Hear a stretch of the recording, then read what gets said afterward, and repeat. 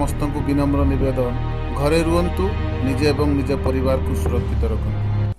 नमस्कार प्रिय बंधुगण, सिमुलिया खैरार जनसाधारण आपण मानक मु जणई देवाक चाहूँगी कोविड-19 कोरोना भूताणु एवं सारा विश्व को ग्रासी जाइए।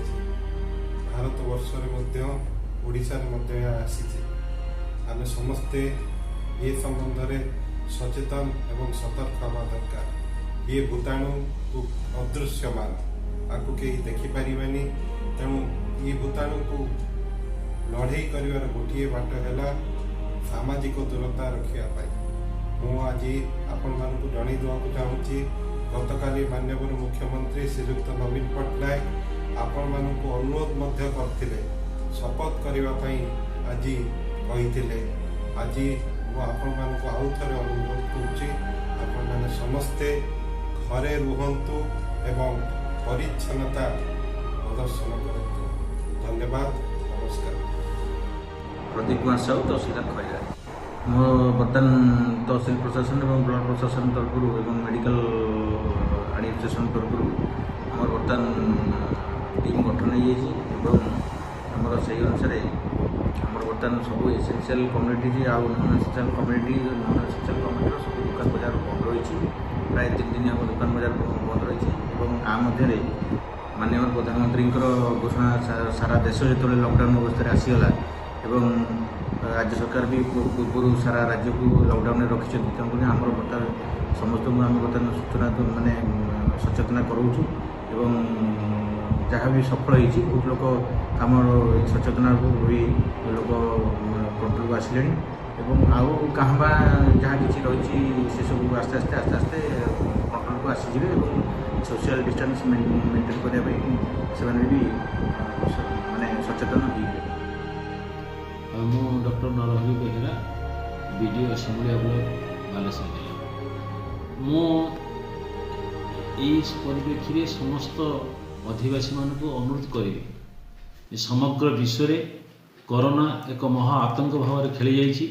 प्रत्येक दिन किसी लोक आक्रांत होती मृत्युवरण कर कौन सफल औषध बाहरी ना। केवल सामाजिक दूरता एवं निज घरे निजे रहा द्वारा ही ये रोग को प्रतिहत करहब। तेणु मोर समस्त अनुरोध ये रोग को भय न करी अन्य मान मुँह छुपा नदे निज घरे निजे रुहतु, बाहर को बाहरतुनि बा एकाधिक लोक सहित मिशंतु नहीं, गहली करंतु नहीं, पुलिस और प्रशासन निर्देश को पालन करंतु, निज ठार निज को दूरता रक्षा करते। दूरता द्वारा ही केवल कोरोना को प्रतिहत करहब। कोविड-19 कोरोना महामारी रूप नहीं पारे, से आमको सतर्कता अवलंबन करिया पड़िबो। एबे जो 21 डेज लॉकडाउन कराई ताको हमको पालन करिया पड़िबो। आमको अत्यंत आवश्यक नहले घर पदा को बाहरिया को दरकार नहीं। तेणुक यहाँ मोर गोटे अपील आ गोटे अनुरोध समस्त ओडिशावासी तथा खैरावासी मानक जे आपण मैंने अत्यंत आवश्यक ना घर पदा को बाहरतुनि एवं जो मैंने बाहर आसुचंदी अन्य देशरू एवं अन्य राज्य आसुचंदी से माने 14 दिन होम क्वारंटाइन रुहतु, आइसोलेशन रुहतु। फील्ड विजिट बेले आम देखुचु जे से माने सठिक भाव में होम क्वारंटाइन रुना।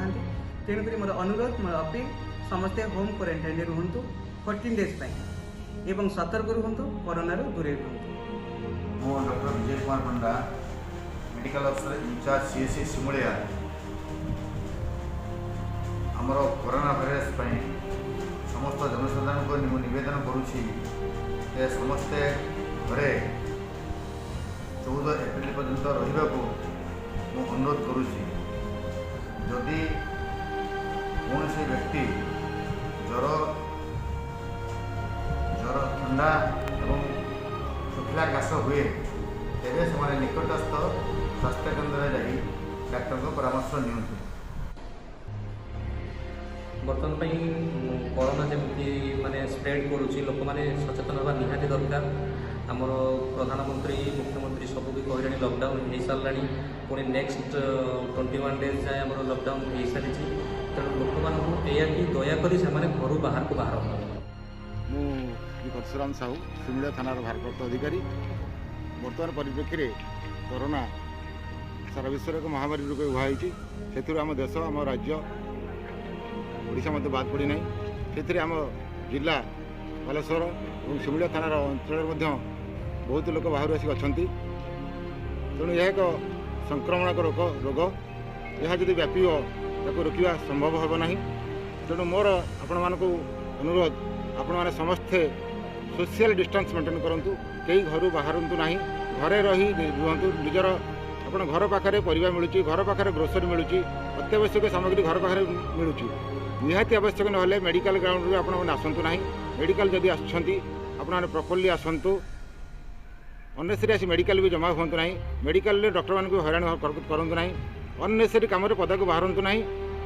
ଯଦିও ଆପଣମାନେ ବାହାରୁଛନ୍ତି ଆପଣମାନେ ହୁଏତ ଆଇନରେ ବନ୍ଧା ହୋଇଯାଇପାରନ୍ତି, କାହିଁକିନା ଆପଣଙ୍କର ଆସିବା ଦ୍ୱାରା ଅନ୍ୟମାନଙ୍କର କ୍ଷତି ଘଟିପାରେ କିମ୍ବା ଆପଣଙ୍କର ମଧ୍ୟ କ୍ଷତି ହୋଇପାରେ। ତେଣୁକରି ମୋର ଅନୁରୋଧ, ଆପଣମାନେ ସମସ୍ତେ ଘରେ ରୁହନ୍ତୁ, ଶାନ୍ତିରେ ରୁହନ୍ତୁ, ଅନ୍ୟମାନଙ୍କୁ ଶାନ୍ତିରେ ରଖିବାର ସୁଯୋଗ ଦିଅନ୍ତୁ, ସୁରକ୍ଷିତ ରୁହନ୍ତୁ, ଅନ୍ୟମାନଙ୍କୁ ସୁରକ୍ଷା ଦିଅନ୍ତୁ। ପ୍ରଶାସନ ତରଫରୁ ଯେଉଁ କରୋନା ଭାଇରସ୍ ପାଇଁ କଟକଣା କରାଯାଇଛି, ସେଥିରେ କଲେକ୍ଟର ଏବଂ ଏସ୍ପିଙ୍କର ମିଳିତ ଉଦ୍ୟମରେ ଆମକୁ ଗୋଟେ ଲେଖା ଗାଇଡ଼ଲାଇନ୍ ଦିଆଯାଇଥିଲା। ସେ ଗାଇଡ଼ଲାଇନ୍ ଅନୁଯାୟୀ ଯେଉଁ ଜନଗହଳିପୂର୍ଣ୍ଣ ସ୍ଥାନରେ ଆମେ ଯାଉଛୁ ଏବଂ ସେ ସ୍ଥାନମାନଙ୍କୁ ଲୋକମାନଙ୍କୁ ବୁଝାଇବା ପାଇଁ ଚେଷ୍ଟା କରୁଛୁ ଏବଂ ତାକୁ କହୁଛୁ ସେମାନେ ଘରୁ ନ ବାହାରିବା ପାଇଁ।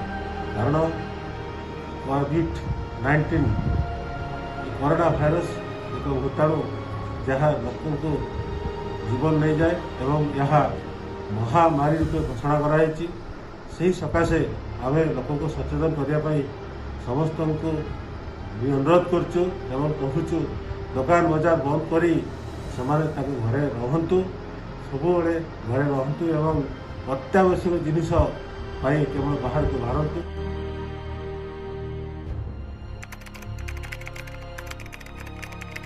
कोरोना भूताणु संपर्क रे सचेतन रुहंतु।